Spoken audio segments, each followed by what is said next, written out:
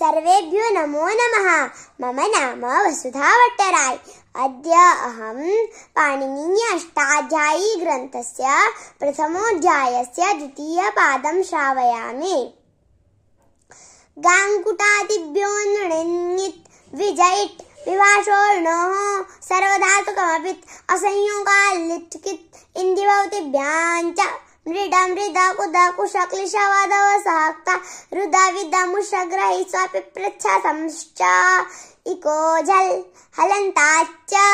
लिङ्सि चावात्मने पदेषु उश्च वागमः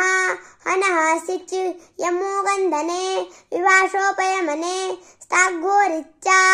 नक्त्वासेट् निष्ठासिं स्विदिमिदीक्षिदिदृशः विषस्थितिक्षायाम् उदुपदाद् भावादि कर्मणोरन्यतरस्यां पुंः क्त्वा च नोपदार्थफान्ताद्वा वञ्चिलुच्छ्नुतश्च त्रिषीमृषे कृषेः काश्यपस्य रलोव्युपदाद्दलादेः संश्च उकालोज्रस्वदीर्घप्लुतः अचश्च उच्चैरुदात्तः नीचैरनुदात्तः समाहारः स्वरितः तस्यातीत उदात्तमर्धरश्वम् एकश्रुतिदूरात् सम्बुद्धौ यज्ञकर्मण्यजपन्यूखसामसु उच्चैस्तरां वावषट्कारः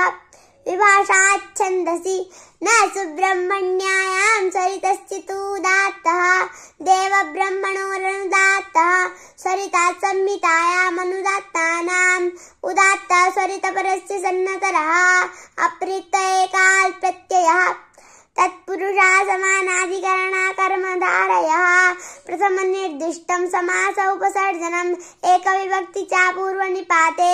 अर्थवदधातुरप्रत्ययः प्रातिपदिकं कृतद्धितः समासाश्च ह्रस्वो नपुंसके प्रातिपदिकस्य गोस्त्रियोरुपसर्जनस्य लुक्तद्धितलुकि इत्गुण्याः लुपियुक्तवद्व्यक्तिवचने विशेषणानां च जातेः तदशिष्टं संज्ञा प्रमाणत्वात् लुब्योगाप्रख्यानात् योगप्रमाणे च तद्भावे दर्शनं स्यात् प्रधान प्रत्ययार्थवचनमर्थस्यान्यप्रमाणत्वात् कालोपसर्जने च तुल्यं ज्ञात्याख्यायामेकस्मिन् बहुवचनमन्यतरस्याम् अस्मदोदयोश्च फाल्गुनी पृष्ठपदानां च नक्षत्रे छन्दसि पुनर्वशोरेकवचनं विशाखयोश्च तिष्य पुनर्नक्षत्रद्वन्द्वे बहुवचनस्य द्विवचनं नित्यम् सरूपाणामेकशेष एकविभक्तौ विरूपाणामपि समानार्थं वृद्धो यूना तल्लक्षणश्चेदेव विशेषः स्त्रीपुंवच्च पुमान् स्त्रिया भ्रातृपुत्रौ ह्रस्वृतुरितिभ्यां नपुंसकामुंसकेनैकोच्चास्यन्यतरस्यां पिता मात्रा श्वशुरा श्वश्रुरा त्यदादीनि सर्वैर्नित्यं त्यदादीनां मिथः सहोक्तो यत्परं तच्चिष्यते ग्राम्य पशुसङ्घेष्वतरुणेषु स्त्री गाङ्कुटादुद्युपधादपृक्तश्छन्दसि पुनर्वश्वस्त्रयोदश